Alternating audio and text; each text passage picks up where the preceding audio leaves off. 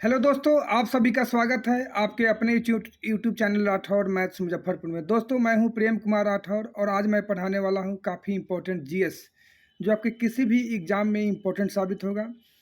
यहां तक कि आप स्टेट लेवल का बीपीएससी, यूपीएससी, एसएससी, जीडी या सीजीएल, बैंक पीओ, ये सब के एग्जामों में बैठते हैं तो इससे क्वेश्चन पूछे जाते हैं। आप लोग इसको सही से इस वीडियो को समझिए और लिख भी लीजिए। आज मैं पढ़ाने वाला हूँ गुप्त वंश। गुप्त वंश के संस्थापक श्रीगुप्त थे। एक कुषाण के सामंत थे। श्रीगुप्त को महाराजा के नाम से भी जाना जाता था। गुप्त वंश का दूसरा प्रमुख शासक घटोत्कच था। इसे भी महाराजा के नाम से जाना जाता था। नेक्स्ट इसका पॉइंट है, गुप्त वंश का तीसरा प्रमुख शासक चंद्रगुप्त प्रथम था। यह महाराजा धीराज के नाम से भी जाना जाता था। इसने युद्ध तथा विवाह के द्वारा अपने क्षेत्र का विस्तार किया था। इसने लिच्छवी राजकुमारी कुमार देवी के साथ विवाह किया था। चंद्रगुप्त प्रथम ने अपने राज्याभिषेक के अवसर पर 319 ईस्वी में गुप्त संवत चलाया था। चंद्रगुप्त प्रथम ने तांबे का सिक्का भी चलवाया था। याद रखिएगा, तांबे का सिक्का किसने चलवाया? चंद्रगुप्त प्रथम। नेक्स्ट क्वेश्चन है, चंद्रगुप्त प्रथम के समय ही उसके पुत्र समुद्रगुप्त को राजा बनाया गया था। इसके बारे में वर्णन हरिसेन के प्रयाग प्रशस्ति अभिलेख में भी किया गया है। समुद्रगुप्त ने उत्तर के राज्यों को जीतकर अपने राज्यों में मिला लिया तथा दक्षिण के 12 राज्यों को जीतकर उनके साथ समझौता किया था। जिन राज्यों ने अपनी अधीनता स्वीकार नहीं किया, उन राज्यों को उसने अपने राज्य में मिला लिया। नेक्स्ट इम्पोर्टेंट पॉइंट आपका, कुछ राज्य जिसने उसकी अधीनता स्वीकार किया, इसने उसे केवल कर प्राप्त किया था। जिन राज्यों ने उनकी निर्धान अधीनता स्वीकार किया, उस राज्य के राजा की पुत्री के साथ वह विवाह किया। इतना वह काफ़ी पॉपुलर था उस समय। समुद्रगुप्त ने विंसेंट स्मिथ ने भारत को नेपोलियन कहा है। समुद्रगुप्त को भारत का नेपोलियन किसने कहा? विंसेंट स्मिथ ने कहा था। इसको आप लोग को याद रखना है कि भारत का नेपोलियन किसे कहा जाता है, तो समुद्रगुप्त को। समुद्रगुप्त के सिक्के पर बीना बजाते हुए दर्शाया गया है। समुद्रगुप्त ने 2 अश्वमेध यज्ञ भी किया था। समुद्रगुप्त ने प्रयाग प्रशस्ति अभिलेख में युद्ध कौशल के बारे में भी लिखवाया था।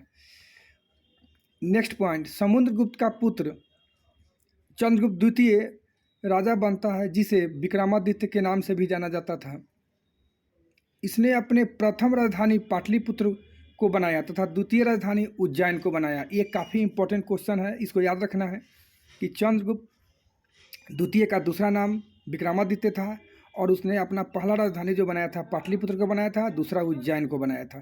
चंद्रगुप्त द्वितीय द्वारा महरौली स्तंभ लेख में अपनी युद्धों के बारे में लिखवाया था, जो वर्तमान में दिल्ली के महरौली में स्थित है।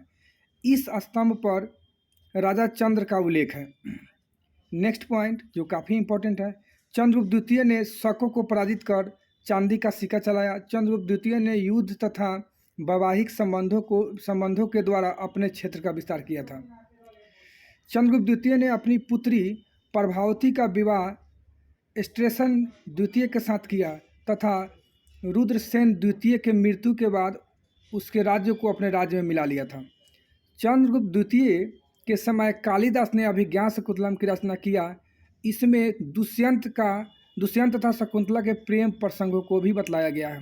तो याद रखना है, यही अभिज्ञान शकुंतलम जो कालिदास के द्वारा लिखा गया था, यह सर विलियम जोन्स ने 1784 ईस्वी में प्रथम बार इस बुक का अंग्रेजी में अनुवाद किया था। ये आपको याद रखना है, काफ़ी इंपॉर्टेंट क्वेश्चन बनता है अभिज्ञान शकुंतलम से। सर विलियम जोन्स के द्वारा इस पुस्तक को अंग्रेजी में अनुवाद किया गया था। कालिदास के द्वारा दूसरी पुस्तक मालविका अग्निमित्रम की रचना किया गया। इसमें अग्निमित्र तथा मालविका की प्रेम कथा का वर्णन है। तो किसमें कौन चीज़ का वर्णन है, ये आपको याद रखना है। कालिदास के द्वारा लिखी गई तीसरी पुस्तक विक्रमो वर्षियम है, लिखा गया है, जिसमें पुरुरवा तथा उर्वशी के प्रेम प्रसंगों का वर्णन किया गया है। नेक्स्ट पॉइंट है, विशाख दत्त के द्वारा मुद्रा राक्षस की रचना किया गया था। विशाख दत्त का लिखा हुआ पुस्तक का नाम क्या है, तो मुद्रा राक्षस है, जिसमें चंद्रगुप्त मौर्य के निम्न कुल को बताया गया था। विशाख दत्त द्वारा द्वितीय पुस्तक देवी चंद्रगुप्त की रचना की गई है, जिसमें चंद्रगुप्त द्वितीय और ध्रुव देवी के विवाह का वर्णन है। शूद्रक के द्वारा मृच्छकटिकम की रचना किया गया। इसमें ब्राह्मण, चारुदत्त तथा गणिका वसंत सेना का वर्णन किया गया है। तो दोस्तों आज मैं इस वीडियो को यहीं पर रोक देता हूँ। इसके बाद वाला वीडियो नेक्स्ट वीडियो में आएगा। आप लोग इसको सही से लिख कर याद कर लेना है ताकि आपको किसी भी एग्जाम में कोई दिक्कत नहीं हो। Thank you.